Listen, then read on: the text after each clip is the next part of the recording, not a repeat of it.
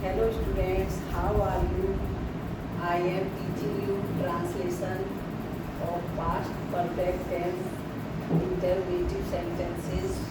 First of all, you have to recognize जैसे पहचानेंगे कि वो वाक्य past perfect था interrogative।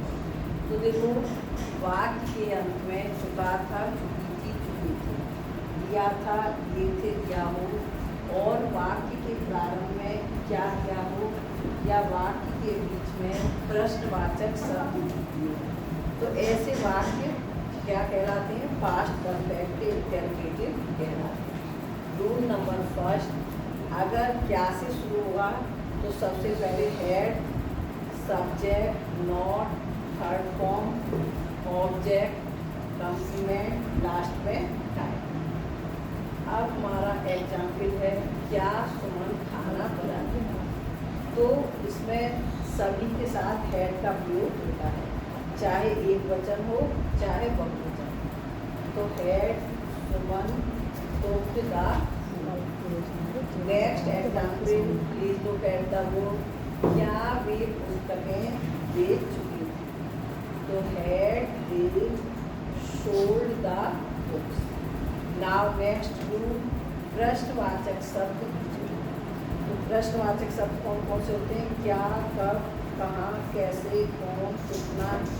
ये शब्द अगर बीच में है तो सबसे पहले उन्हीं शब्दों की अंग्रेजी उपयोग करते हैं जिसे हम WH वर्ड कहते हैं। फिर उसके बाद सब्जेक्ट से पहले हेड का प्रयोग करेंगे, not, third form, object, complement और लास्ट में। जैसे वे क्यों नाराज हो चुके थे, तो सबसे पहले क्यों की अंग्रेजी why had they become angry. कौन रात को मंदिर से धन चुरा चुका था? तो who had stolen the money from the tent. Now there are some sentences for speaking. तो कभी नहीं शब्द अगर वाक्य में है या कभी बन गया है तो हम सबसे पहले किसका प्रयोग करते हैं? नेवर। जैसे नेवर लुक बिहाइंड, कभी पीछे मत देखो। यहाँ पर कहने का भाव ये है कि अगर जीवन में आगे बढ़ रहे हो तो कभी पीछे कोई घटनाओं के बारे में दुखी मत हो, लेकिन रास्ते में ये नहीं कि रास्ते में भी पीछे नहीं देखना है ना। तो नेवर लुक बिहाइंड, कभी पीछे मत देखो।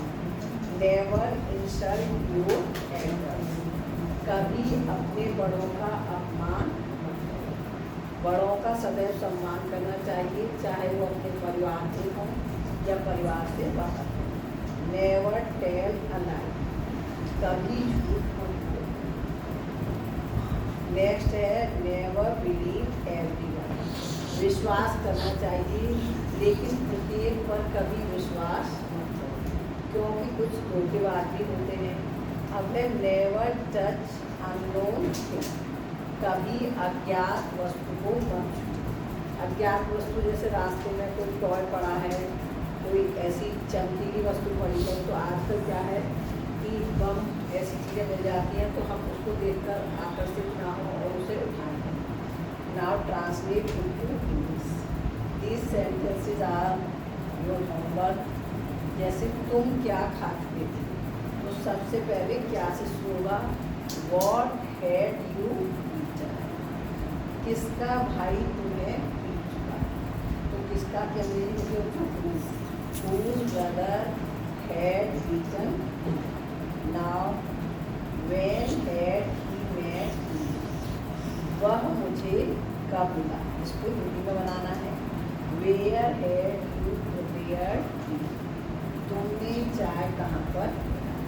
Have a nice day today, thank you for listening with patience.